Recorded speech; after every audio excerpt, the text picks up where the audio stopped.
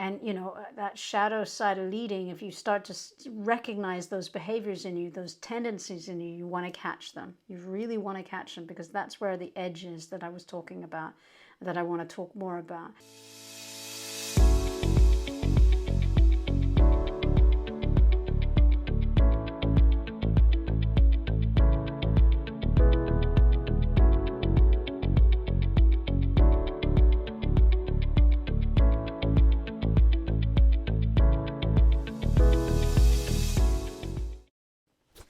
So let's talk a little bit about the shadow side of leading. And in essence, really what we're talking about is we're talking about areas of power and disempower, as well as the misuse of power, which is big, because when you step into leading, there's something that is presupposed with it. There's something that comes with it, which people don't always aware of, which is when you're standing in that sort of a place of authority, the expert, people can consciously and unconsciously project on you.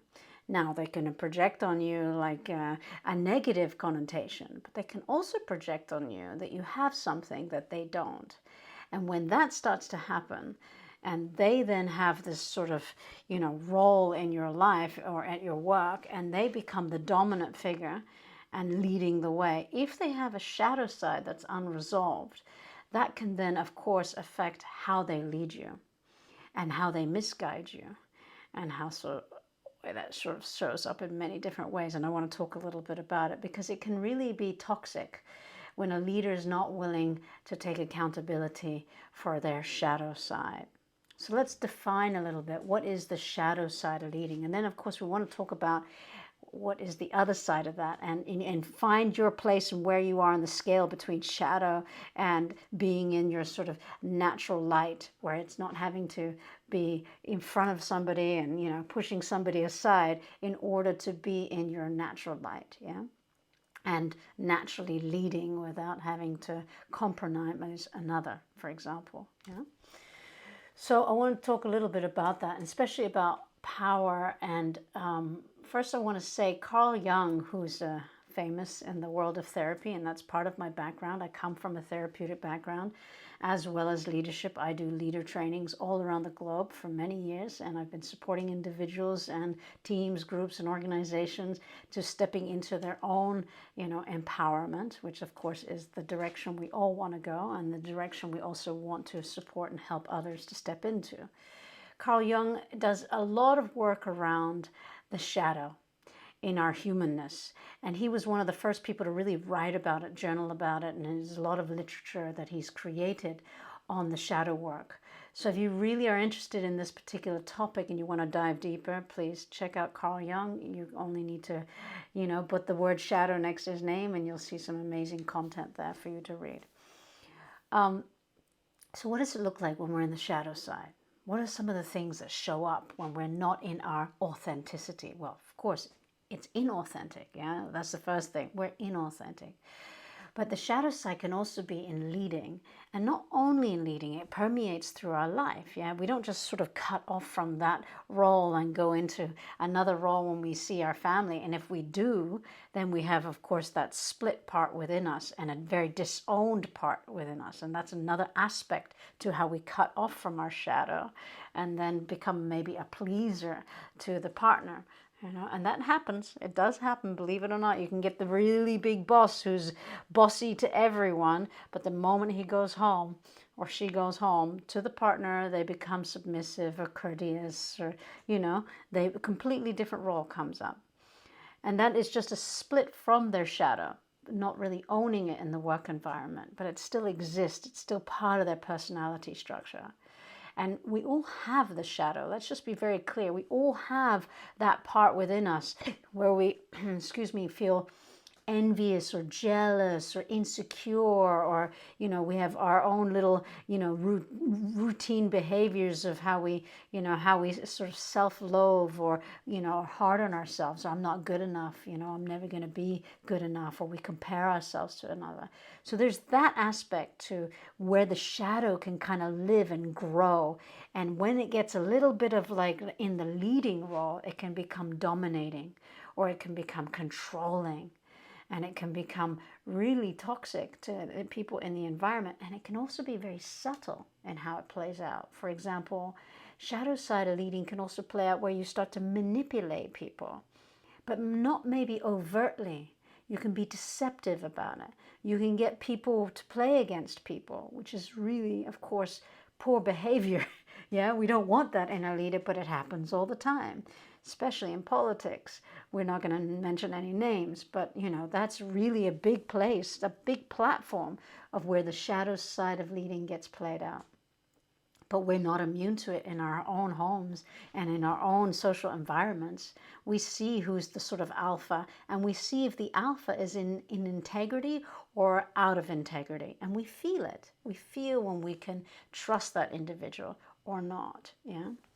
Another way that the shadow side shows up, it can be, diminishing. It can put people down. If you're in the shadow and you're in this sort of dominating leader, my way, not interested in taking feedback from another, not interested in owning and having accountability for their mistakes.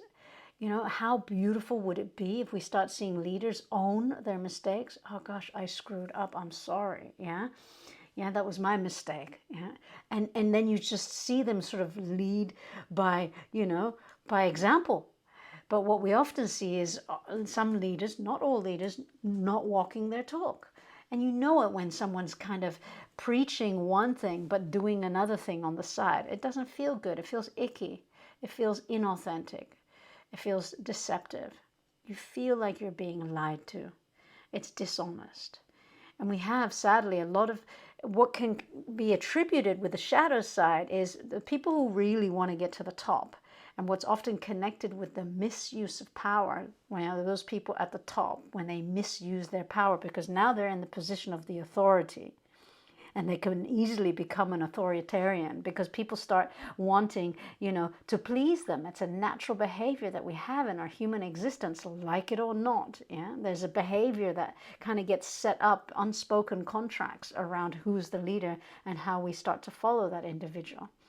Even if you're rebellious against that individual, you're still trying to make your way somewhere in the organization, or whatever it is you want from that person. And if you find out who the leader is, often is the case, you will do something in order to get that, what it is you want. Now, the leader can see this, and if they aren't clean and authentic, they can misuse their power in this. They can do it in, overstepping boundaries. A leader can use their charms in, getting individuals we've seen it in so many places, in getting sex from staff and employees, and not only men, but women as well, where they misuse their power. And we also see in how they sort of corrupt different, parts of, teams and individuals together, because they then divide and they control. And sadly, this is happening all the time. They can be competitive because to get to that place, often implicit in getting to that leadership place, especially in a very sort of masculine dominated, work environment, there almost needs to be a competitive side in you. Like you're almost willing to push your way in, and it can be really nasty, like a doggy dog kind of environment, which isn't really feeling clean, doesn't really feel safe. It doesn't really feel like your nervous system can relax with that kind of leadership where you feel like you can have these sort of trust-based relationships, let alone a trust-based culture. Forget about that. People are looking over their shoulders. People are mistrustful, suspicious, and competitive, trying to always work out and strategize. But that doesn't really create the kind of leadership we ultimately want today and need today, because we need leadership of people who are willing to be authentic and encouraging and inspiring. So that's where we start to see the divide, when people start to recognize, wow, I'm the person in power. And when they recognize they're the person in power and all these people are coming to them going, what do you need? What do you want? What do you need? What can I do? How can I help? After a while, if they don't stay really with integrity within themselves, they can misuse that power. And of course, it can be very disruptive, destructive. It can bring a company, you can mislead a whole organization based on how you lead. which is why it's so important to start to watch your behavior as you develop yourself into a leading. And if you're already leading and you're watching this, how do you lead? How do you recognize yourself as a leader? Can you recognize yourself in that clean area where you keep things really transparent, clean with your communication, honest, real, authentic? Or do you have, little strategies and how you sort of play the field and how you sort of manipulate the field? And it's not for you to say to me, it's more you being honest with yourself. That's the key, number one.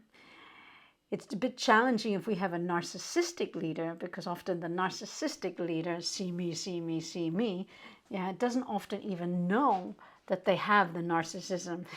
So it's really hard for them to see their blind spots. Oh, wow, I did that. Oh, wow, I'm really sorry. I had no idea I did that.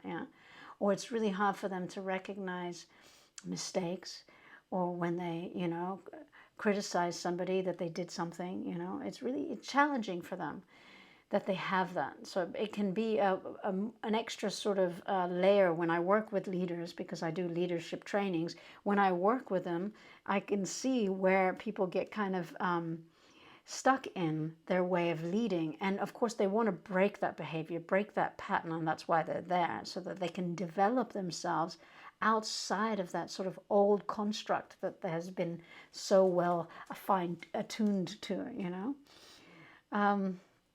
There's the other things we have, the imposter syndrome. That's one people know. There's the entitled leader. That's another one where people start to feel like they're righteous and entitled. And that's, again, it's just another toxic behavior. And that often shows up in decision making, when you're in board meetings, or you're collaborating with others, or in team meetings, and you just have to have your way. And there's no will, or there's no willingness to open up to others. And I call this a very rigid, narrow-minded thinking kind of leader, who's probably deep down scared of something, scared of losing something. And maybe if they were to do what I call your inner homework, they would discover actually what the fear is nothing to do with the step that the organization or the team is wanting to take. And this is actually a beautiful quote from Marshall Rosenberg. And he says, and he was the one who created MVC, he says, every criticism, judgment, diagnosis, and expression of anger is a tragic expression of an unmet need. And I say that because often when you see even leaders, because leaders were once not leaders. Leaders were once actually little innocent beings, believe it or not. And we know some tragic leaders today. And yet they have that, or at least I have that understanding that underneath that behavioral, that old behavioral pattern, the top-down leader and my way, there's something under there that's unmet in them. And if that leader is even close to willing to listen and be open to hearing feedback, even a minutia, a micro feedback, you can slowly create an access point that will allow the communications to open between you and that leader, so that you can maybe make a shift and a change in how that individual leads. But if you're considering leading for yourself, which I'm hoping, because we need more authentic leaders in the planet today, big time, then I would highly recommend start to observe your leadership edge. So let's talk about that a little bit. What are we looking at? We're looking at, if you recognize that you have some of the shadow side of leading, and by the way, we all have a longing to be seen. It's a very natural thing. Even if you're someone who says, no, I like to be in the background, don't bother with me. There is something in there from the moment you're born and your mother or father held you and looked at you. There's that natural wiring of wanting to be seen, because in essence, it's to do with, recognition. That somebody sees you. It's like you're in form. Your body is there. You're present. You're on planet Earth. Someone sees you. So it is kind of wired in us in a very natural way, the healthy way. So that longing to be seen. But if you're someone who notices that that longing to be seen was never met growing up as a child, and you know, because mother or father were busy or for many other reasons in the environment, you might have it playing out in your adult life where you're still trying to be seen and you're trying to get approval from other people, which is a typical thing we all do, and then that can show up in a sort of negative behavior of where you catch yourself in all sorts of mechanisms that actually don't really serve your true self, only serve a self that's been very polished and masked to the world. And we see that on Instagram today. And, that shadow side of leading, if you start to recognize those behaviors in you, those tendencies in you, you want to catch them. You really want to catch them, because that's where the edge is that I was talking about, that I want to talk more about, where you become, maybe you notice you're demanding or controlling or dominating or disrespectful or degrading or diminishing or dishonest or manipulative or, deceiving or not taking accountability.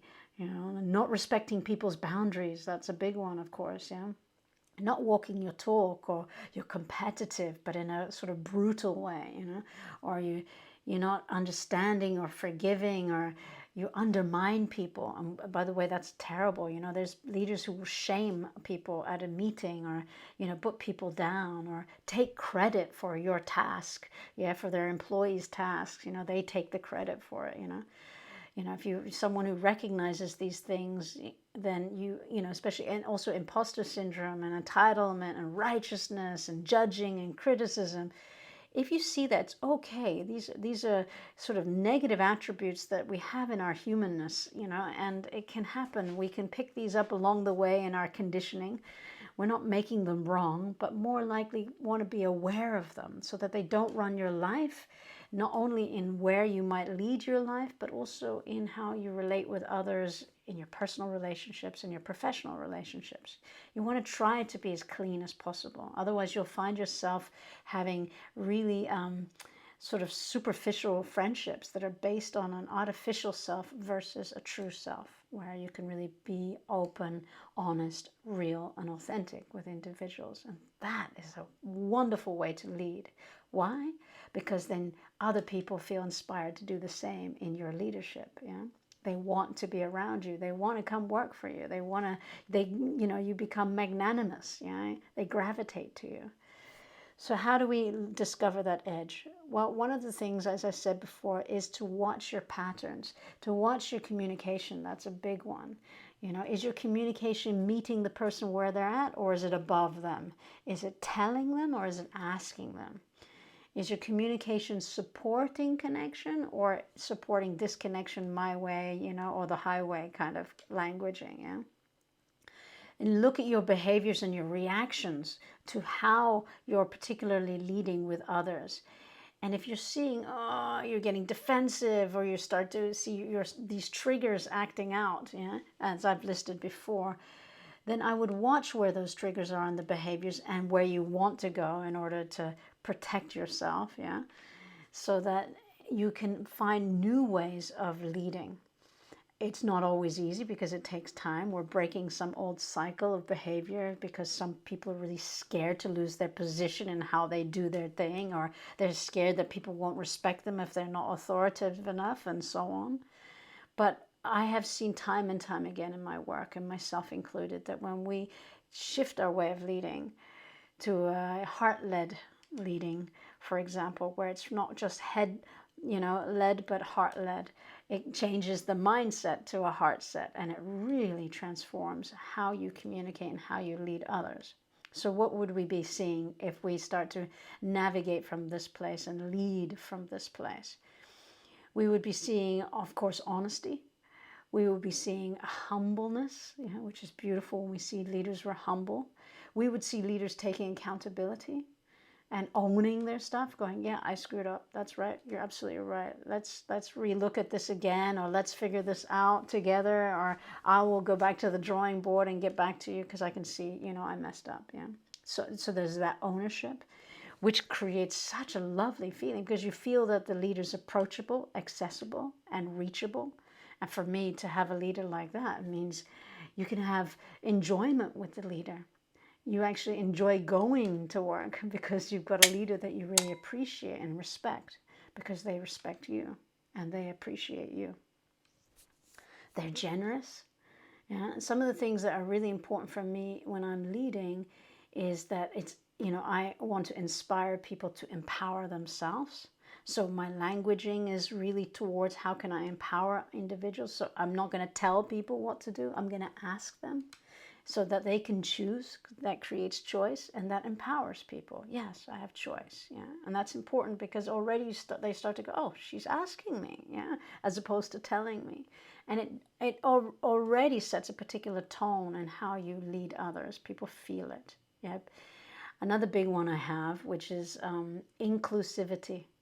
And because I work with teams of people, and especially in particular therapeutic environments, if I play favorites with 2 or 3 people, but I sort of negate others, they will feel excluded. And we all have felt that feeling of what it feels not included. It's not a nice feeling. So as I take the responsibility as a leader, another good, attribute, I also take the responsibility to be inclusive. So I'm really including everyone in it. If we're having meetings, I make sure everyone's engaged, everyone feels included, everyone feels like they can participate. And that again creates a certain level of empowerment. Yeah, she didn't forget about me. She included me. She cares what I have to say. I matter. Yeah, these things really have an effect on the environment that you're leading in. Yeah, whether it's 2 people or 20 people, howsoever. Yeah. Another one, of course, is taking responsibility and leading by example. Yeah, walking your talk. I call that the new sexy. Yeah, when you see leaders really walking their talk, it's like it's beautiful. It's really beautiful. Wow, I want what they've got, because they're really embodying these qualities, not just speaking about them. They're embodying them, and you feel it. Yeah. And remember, we're sentient beings, so we feel things. Things are feelable, whether we cognitively always get it or not. We get the sensations of it, and we get the feeling of it. I also, I like to encourage, things like playfulness, lightness, and joyfulness. That also breaks the spell of I'm your leader and this is the way it has to be, and that sort of old paradigm, and it creates a little bit of breathing room and oxygen for people to be themselves, to be their natural selves, and that allows a little bit of playfulness, that allows a little bit of lightness, and we all need that in the day because many of you have a lot going on in your life, and to go to work and have somebody who's leading you in that way, that it allows you to include, not only include team, but include aspects of who you are, your truth, what's really happening for you. And that's a beautiful part of where we want to allow in our leading, because people then start to feel that you're really authentic and you're really transparent and you're really honest with them. Other things like compassion. Of course, compassion, comes when we learn how to be self-compassionate. The more we can be self-compassionate, gentle with ourselves, the more we can be compassionate with others and gentle with others. So that's an important, in my opinion, attribute to leading, because people want to feel that you're compassionate, people want to feel that you're listening. And another, of course, big key is that you're present. And, that's another one of those old things that many of you maybe not had growing up, where you missed having someone be really present for you and really available for you and there for you. So presence naturally gives you that feeling of, oh, wow, they're really there for me. They're really listening. They really seem to care, and it's good because the more presence we offer as leaders, the more people want to show up. The more people want to deliver, the more people want to show up in themselves as well. And all of this, by the way, how you lead, of course, it permeates every aspect of your team, and it affects productivity naturally, because people get excited. They feel more alive in the space when they feel they can be themselves. Not that they have to adjust themselves or compartmentalize themselves, that they can be themselves, because this leader is also being honest, real, and authentic with them. So I'm going to check that we're good on time. I've gone a bit over time, but I just wanted to say that the shadow side is, for me, just a telltale sign of something that's not working, undercurrent in your life. And it's just an indicator of what's not resolved. It doesn't mean that we can't step into the other aspects of these qualities that are way more suited for leading, the kind of leadership we want today, and the kind of individual we want to be in ourselves as well. Yeah.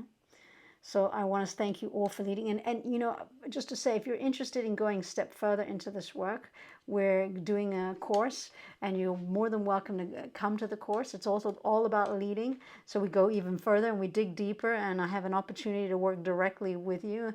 And hopefully I get to meet some of you in that course. And I think the link is going to be somewhere around this video. So maybe see some of you there. Thank you guys for watching.